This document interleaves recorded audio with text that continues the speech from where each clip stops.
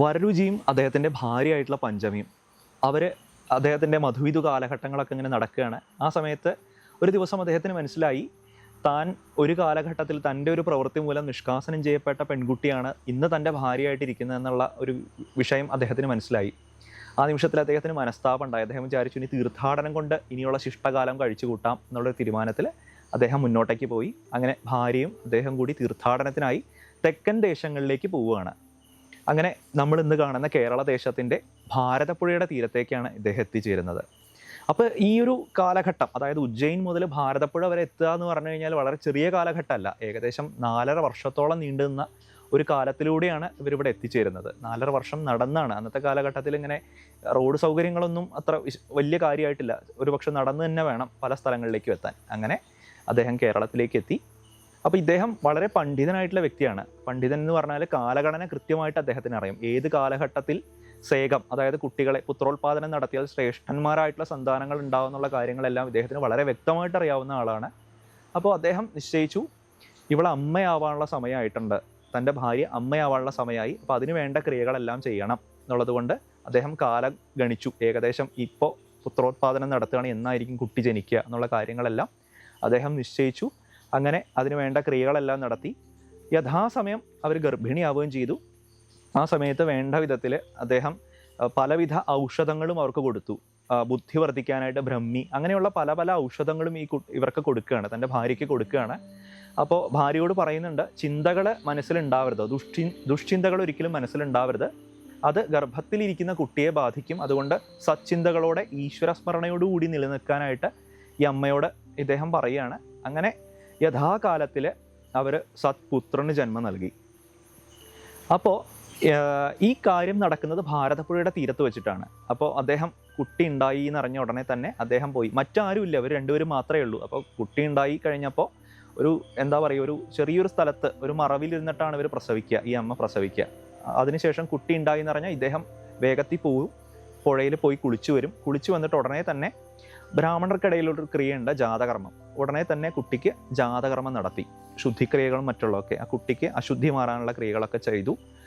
എന്നിട്ട് അദ്ദേഹം ചെയ്ത കാര്യം ഈ അമ്മയെ അത്ഭുതപ്പെടുത്തി. അദ്ദേഹം വേറെ ഒന്നുമല്ല ചെയ്ത്, ആ കുട്ടിയെ എടുത്തിട്ട് ഒരു തുണിയിൽ ഒരു തുണിയിലെടുത്തിട്ട് അവിടേക്ക് ആ കുട്ടിയെ അതിൽ തന്നെ വെറുതെ കിടത്തുകയാണ് ചെയ്തത് ആദ്യം തന്നെ. അപ്പോൾ ഈ അമ്മ നോക്കിയപ്പോൾ കുട്ടിയെ അദ്ദേഹം തിരിച്ചെടുക്കുന്നില്ല, കയ്യിലേക്ക് എടുക്കുന്നില്ല. അപ്പോൾ അമ്മയ്ക്കൊരു സംഭ്രമം ഉണ്ടായി, എന്താ ഇദ്ദേഹം കുട്ടിയെ കയ്യിലെടുക്കാത്തേ. അതുമാത്രമല്ല, അവിടെ കിടത്തിയതിന് ശേഷം അദ്ദേഹം തിരിച്ച് നടക്കാനൊരുങ്ങി. അപ്പോൾ അമ്മയ്ക്ക് ഭയം ഉണ്ടായി, എന്താ തൻ്റെ കുട്ടിയെ എടുക്കാത്തതെന്ന്. അപ്പോൾ അമ്മ ചോദിച്ചു, ഞാൻ കുട്ടിയെ എടുത്തോട്ടെ എന്ന് ചോദിച്ചപ്പോൾ അദ്ദേഹം പറഞ്ഞു, വേണ്ട, അവനെ ഇനി എടുക്കണ്ട, അവൻ അവിടെ കിടന്നോട്ടെ. അപ്പോൾ അമ്മയ്ക്ക് വീണ്ടും ഭയം ഉണ്ടായി, തൻ്റെ കുട്ടിയെ എടുക്കാതെ, കാരണം ഇപ്പോൾ പ്രസവിച്ച വഴിയാണ്, അധിക സമയമായിട്ടില്ല. അപ്പോൾ ആ കുട്ടിയെ താൻ എങ്ങനെ, ഒരു മുല പോലും കൊടുത്തിട്ടില്ല, മുലപ്പാൽ കൊടുത്തിട്ടില്ല, കുട്ടിയെ ഒന്ന് സ്നേഹിക്കാനോ കാണാനോ വൃത്തിയായിട്ട് കാണാൻ പോലും കഴിഞ്ഞിട്ടില്ല.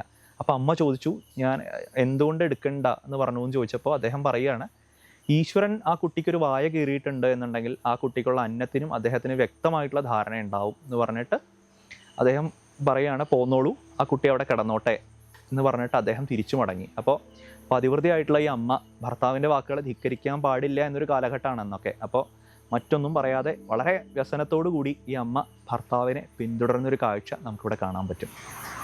ഈ കഥ നടക്കുന്ന കാലഘട്ടത്തിൽ അന്നത്തെ ഒരു അവസ്ഥയെപ്പറ്റി ചിന്തിക്കുമ്പോൾ നമുക്ക് മനസ്സിലാക്കാൻ പറ്റുന്നൊരു കാര്യമുണ്ട്.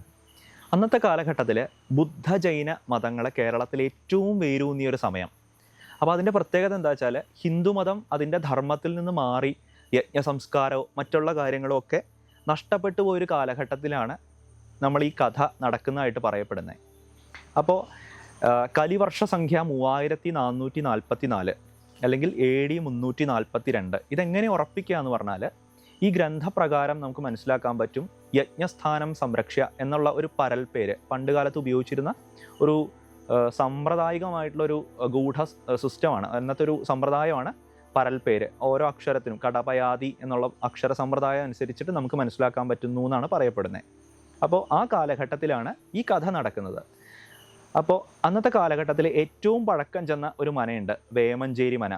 ഈ വേമഞ്ചേരി മനയിലെ അവിടുത്തെ ഒരു ബാല്യക്കാരത്തി കുട്ടി ഈ കാഴ്ചകളെല്ലാം കണ്ടുകൊണ്ട് കുറച്ച് ദൂരെ മാറി നിൽക്കുന്നുണ്ടായിരുന്നു. അതായത് ഇദ്ദേഹം കുഞ്ഞിനെ എടുക്കുന്നതും അതുപോലെ തന്നെ കുഞ്ഞിനെ എടുത്തിട്ട് ഇതുപോലെ ക്രിയ കഴിച്ചിട്ട് അവിടെ വച്ച് മടങ്ങുന്നതുമായിട്ടുള്ള കാഴ്ച അവിടുത്തെ ബാല്യക്കാരിയായിട്ടുള്ള ഒരു പെൺകുട്ടി കാണുകയാണ്. അവരപ്പോൾ കുറച്ച് മാറിയിട്ട് കുറച്ച് ദൂരെ മാറിയിട്ട് പശുവിനെ പുല്ല് തീറ്റിച്ചുകൊണ്ടിരിക്കുമ്പോഴാണ് ഇങ്ങനൊരു കാഴ്ച കണ്ടത്. അപ്പോൾ ഇത് ആരാണ് എന്നൊന്നും അവർക്ക് വ്യക്തമായിട്ട് മനസ്സിലായില്ല. പക്ഷേ ഒരു സ്ത്രീയും ഉണ്ട്, ഒരു പുരുഷനും ഉണ്ട്. അപ്പോൾ അവർ കണ്ട കാഴ്ച ഇങ്ങനെയാണ്. കുട്ടിയെ അവിടെ വച്ചിട്ട് അവർ പോവുകയാണ്. തിരിച്ച് ആ പെൺകുട്ടി പിന്നാലെ കരഞ്ഞിട്ട് പോകുന്നു എന്ന് ഇങ്ങനെ ഒരു കാഴ്ച കണ്ടു. അപ്പോൾ അവർ കുറച്ച് അടുത്തേക്ക് ചെന്ന് നോക്കി. വളരെ തേജസ്വിയായിട്ടുള്ളൊരു കുട്ടിയാണ് അവിടെ കിടക്കുന്നത്. ഈ കുട്ടിയാണെങ്കിൽ കരയണുണ്ട്, നല്ലോണം കരയണുണ്ട്. അപ്പോൾ ഈ കരച്ചിലൊക്കെ കേട്ടപ്പോൾ ഇവർക്ക് ഇത് എന്താ ചെയ്യേണ്ടതെന്നൊരു പരിഭ്രമം ഉണ്ടായി ആ നിമിഷത്തിൽ.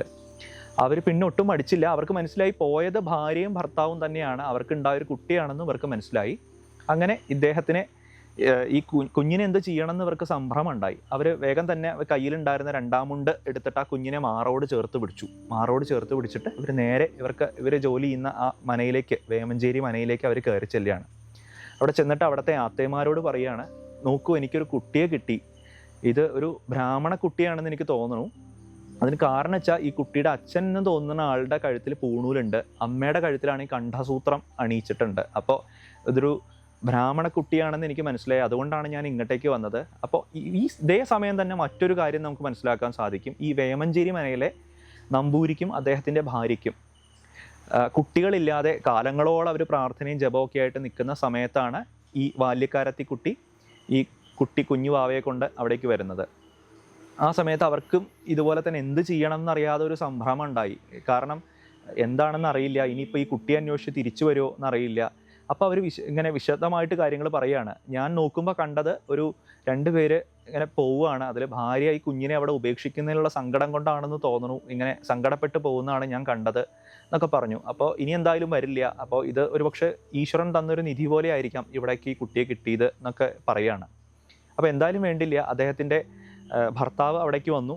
അദ്ദേഹം എന്തായാലും ഞങ്ങൾക്ക് ഈശ്വരൻ തന്നതാണ് എന്നുള്ള ധാരണയിൽ തന്നെ കുട്ടിയെ സ്വീകരിക്കാൻ നിശ്ചയിച്ചു. അങ്ങനെ 2 പേരും ആ കുട്ടിയെ സ്വീകരിച്ചു. അദ്ദേഹത്തിന് ബ്രഹ്മദത്തൻ എന്ന് പേര് കൊടുത്തു. അങ്ങനെ നാമകരണത്തിൻ്റെ ക്രിയകളെല്ലാം നടത്തി. അങ്ങനെ ആ കുട്ടി ആ ഇല്ലത്ത് വാഴുന്ന ഒരു കാലഘട്ടമാണ്.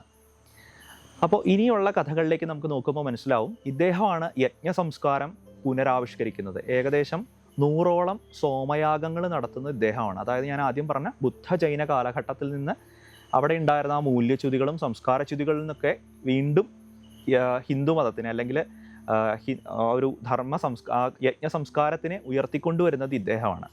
അപ്പോൾ ഇദ്ദേഹം ഈ ഇല്ലത്ത് വന്നതിന് ശേഷം ഉടനെ തന്നെ, അധികം വൈകാതെ തന്നെ ഈ അമ്മ, അവിടുത്തെ ആത്തേമാർ വീണ്ടും ആദ്യമായിട്ട് അവർ ഗർഭം ധരിക്കുകയാണ്. ഉടനെ തന്നെ 2 അനുജന്മാർ ഇദ്ദേഹത്തിന് ഉണ്ടാവുന്നുണ്ട്.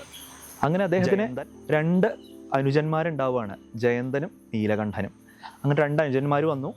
അദ്ദേഹത്തിൻ്റെ അച്ഛനായിക്കോട്ടെ ഇദ്ദേഹത്തിന് പ്രത്യേക ഒരു എന്താ പറയുക, തനിക്ക് ദത്തെടുത്തൊരു കുട്ടിയാണെന്നൊരു ഭാവമൊന്നും ഉണ്ടായില്ല. സ്വന്തം മകൻ തന്നെയായിട്ടാണ് അവിടെ ആ ഇല്ലത്ത് അദ്ദേഹം വളർന്നത്. ഇനി ഇദ്ദേഹത്തിന് പ്രത്യേകത ഉണ്ടായിരുന്നു. ഞാൻ ആദ്യമേ പറഞ്ഞിരുന്നു, വരരുചി ഗർഭം ധരിച്ചിരുന്ന സമയത്ത് തന്നെ അനവധി വിദ്യകളും അതുപോലെ ശാസ്ത്രങ്ങളൊക്കെ ഈ അമ്മയ്ക്ക്, പഞ്ചമി എന്നുള്ള ഈ കുട്ടിയുടെ അമ്മയ്ക്ക് പറഞ്ഞു കൊടുത്തിരുന്നു. അപ്പോൾ ഗർഭത്തിലുള്ള സമയത്ത് തന്നെ ഈ കുട്ടി ഇത് മൊത്തം കേൾക്കുകയാണ്. അതുപോലെ തന്നെ ഞാൻ പറഞ്ഞു ബ്രഹ്മി കൊടുത്തിരുന്നു എന്ന് പറഞ്ഞു. അപ്പോൾ ഈ ബ്രഹ്മിക്ക് ഓർമ്മശക്തി വളരെ കൂടുതലാണ്. അപ്പോൾ ഈ കുട്ടി ഒരു വട്ടം കേട്ടാൽ തന്നെ അത് പെട്ടെന്ന് അതിനെ മനസ്സിലാക്കാനുള്ളൊരു ശേഷിയും ഈ കുട്ടിക്ക് ഉണ്ടായിരുന്നു. അങ്ങനെ ഒരു ദിവസം ഈ കുട്ടിയും അമ്മയും കൂടി കുളിക്കുന്നതിന് വേണ്ടിയിട്ട് പോവുകയാണ്. കുളിക്കുന്നതിന് വേണ്ടി പോകുമ്പോൾ അമ്മയുടെ കയ്യിൽ ഒരു പാത്രത്തിൽ താളി അരച്ചു, പഴയ കാലത്തൊക്കെ താളി അരച്ച് കൈ കൊണ്ടുപോയി കുളിക്കുന്ന ഒരു പതിവുണ്ടായിരുന്നു. അതിൻ്റെ കൂടാതെ വാകപ്പൊടി കൊണ്ടാണ് പൊതുവെ ആ താളിയുടെ ഒരു പശ കളയുന്നതിന് വേണ്ടിയിട്ട് വാകപ്പൊടി കൊണ്ട് നമ്മുടെ ശരീരം മൊത്തം ഒന്ന് ഇതാക്കി കഴിഞ്ഞ് ഒന്ന് ഉരച്ച് കഴിഞ്ഞാൽ ആ ഒരു സോപ്പ് പോലെ ഉരഞ്ഞു പോകുന്നൊരു രീതി ഉണ്ടായിരുന്നു. അപ്പോൾ അതുകൊണ്ട് ശരീരം മൊത്തം വൃത്തിയാവും, ഒരു സുഗന്ധം ഉണ്ടാവും. അപ്പോൾ ഈ അമ്മയും മകനും കൂടി ഒരിക്കലും കുളിക്കാൻ പോവുകയാണ്. കുളിക്കാൻ പോകുമ്പോൾ അമ്മയുടെ കയ്യിൽ താളിയുണ്ട്, താളിപ്പാത്രമുണ്ട്. അപ്പോൾ ഈ താളിപ്പാത്രം അമ്മ അവിടെ വച്ചു. എന്നിട്ട് അമ്മ കുളിക്കുകയാണ്. ഇതേ സമയത്ത് മകനായിട്ടുള്ള ബ്രഹ്മദത്തൻ ആ പാത്രം എടുത്തിട്ട് പോയിട്ട് എന്തൊക്കെയോ വെള്ളത്തിൽ ഇങ്ങനെ കാണിക്കണതാണ് ഈ അമ്മ കാണുന്നത്.